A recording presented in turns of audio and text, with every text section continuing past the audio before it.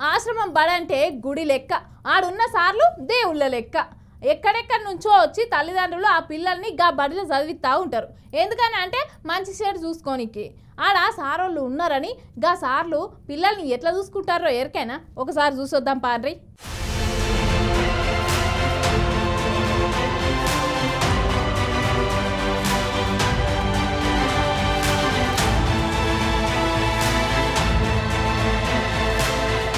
చాలా మంది తల్లిదండ్రులు వాళ్ళ పిల్లల్ని ఇంటికాడ కష్టాలు ఎక్కువనాయని ఆశ్రమం పల్లెలో చదివిస్తారు. ఎందుకంటే ఆడైతే జర తిననికే తిండి తానికే నీళ్లు జర టైంకు దొరుకుతాయి. పిల్లలకు అన్నిటికి మించి మంచిగా ఫ్రీగా చదువు చెప్పి రేపటి నాడాలు బాగుపడితే చూద్దామని తల్లిదండ్రుల ఆశ. ఇంకా దూరంగా ఊర్ల నుంచి నెలకో 2 నెలలకు ఒకసారి వచ్చి చూసిపోతారు. ఇక అది కూడా లేకుంటే ఫోన్ చేసి మాట్లాడతారు. ఇంకా మేము ఆడ లేకుంటే ఏమైంది, సారులు ఉన్నారు కదా మంచిగా చూసుకుంటారన్న నమ్మకం. కానీ ఈ స్కూల్లో ఎట్లున్నా చూడరు, పిల్లలకు రోగం వచ్చి సావు బతుకులున్నా గానీ వీళ్ళకు సోయే లేదు. అసలు ఏం జరిగిందో నువ్వు చెప్పక.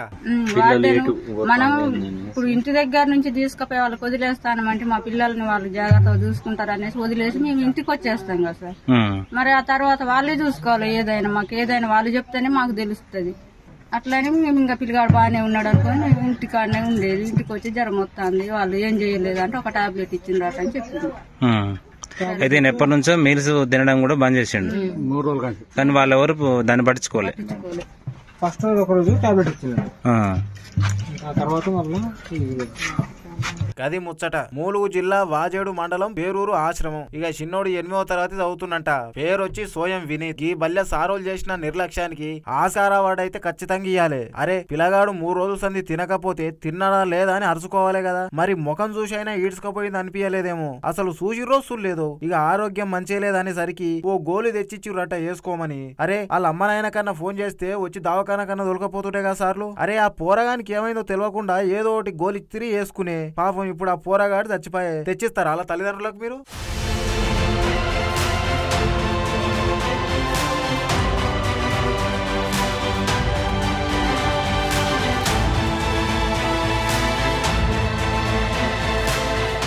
కుర్చీల మీద కూర్చొని అవతలోనికి బుద్ధి చెప్పాల్సిన మీరు జనాలు మిమ్మల్ని చూసి తిట్టుకుంటే అది మీరు ఎక్కిన సీటుకి అవమానంగా ఉంటుంది సార్లు. ఇక బడి పిల్లలంటే మీ పిల్లల లెక్కను చూసుకోవాలి. మరి ఆ పిల్లల తల్లిదండ్రులు గందుకే కదా మీ దగ్గర ఇడిసబెట్టిపోయేది. గందుకే కదా గవర్నమెంట్ మీకు జీతాలు ఇచ్చేది కూడా. ఈ లెక్కను చూస్తే మీరు ఏం ఆలోచన చేస్తున్నారో ఏమో అనిపిస్తున్నది. ఎందుకు సార్లు ఏం లేన్లు చదివి జాబులు తెచ్చుకొని కొలువులు చేసి గిసొంటి ఘనకార్యాలు చేయనికేనా? ఏం చేస్తారో ఏమో ఇక మీకే అర్థం కావాలి.